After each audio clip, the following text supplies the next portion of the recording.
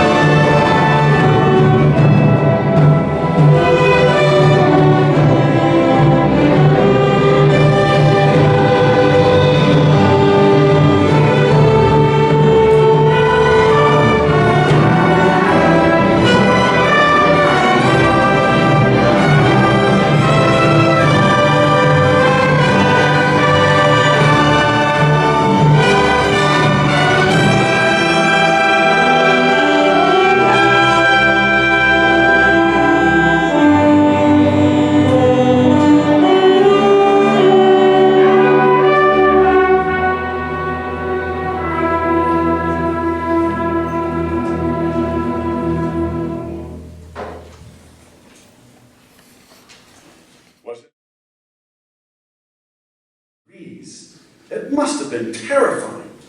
2 whaleboats were lost, and a third was damaged.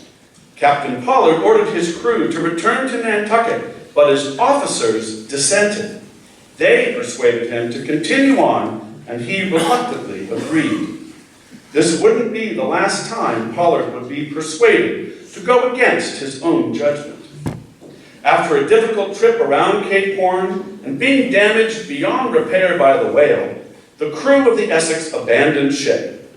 Pollard wasn't even on board.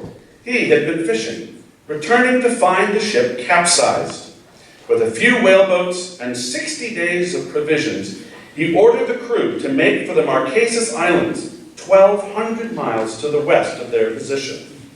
Once again, his officers disagreed with them, and Pollard gave in to their arguments. Instead, they headed south. Near starvation, the crew made it to land, but the small island didn't provide enough food to sustain them. They had to set out to sea again. This time, it was Pollard's decision to leave. What happened to those who stayed behind? They were rescued a few days later. Things continued to turn for the worse. Low provisions, sickness, and death were their constant companions. This is when the true tragedy of their trip began. As crew members died, the remaining sailors resorted to cannibalism to survive. When only 4 men remained, it was proposed that they draw lots and one man should be killed to sustain the others. Pollard refused. It was one thing for a man to die on his own, but another entirely to murder someone. However, Pollard gave in to the other men's wishes, and they drew lots, one for the man who would die, and one for the man to do the deed. It is in this way that Captain George Pollard Jr. lost his cousin, my ancestor, Owen Coffin.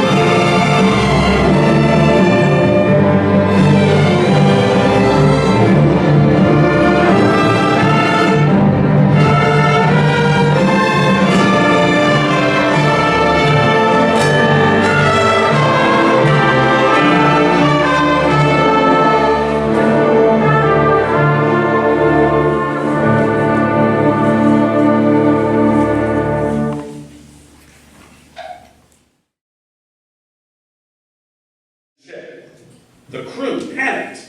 They were surrounded by the ocean, breaking against the hull, and the ship was beginning to come apart. Pollard gave in to the crew, calling out, "Abandon ship! Abandon ship!" Clinging to the small boats, the crew waited out the storm, praying for the break of day, and that the Martha hadn't been lost, too.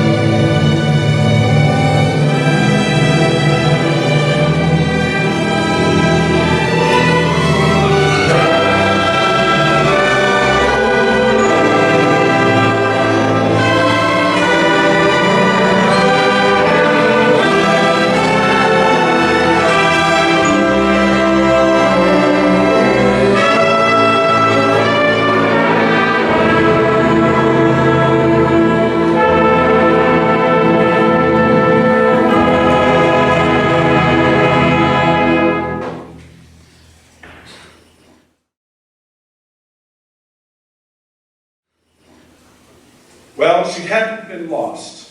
The Martha was anchored in the lee of a huge rock, where she had weathered the storm. On this day, the sea took no toll in human life, and the entire crew of the two brothers was rescued. By way of the Hawaiian Islands, Pollard made his trek back to Nantucket. And so, we come to the end of our tale. They say, once you set sail, salt water runs through your veins, and you can never again find rest on dry land. Waves lap the shore, the whispering of hulls playing across the top of the sparkling sea. A cool summer breeze tugs at your heart as you yearn to watch the sails billow, propelling you farther and farther from the hot grounds that tug your feet like lead weights. The only way to find solace is to chart a course across her great rolling breast. But alas, Pollard remained. He never captained a ship again, and for the rest of his life, at the end of each and every day, he paced to and fro as the island's night watchman.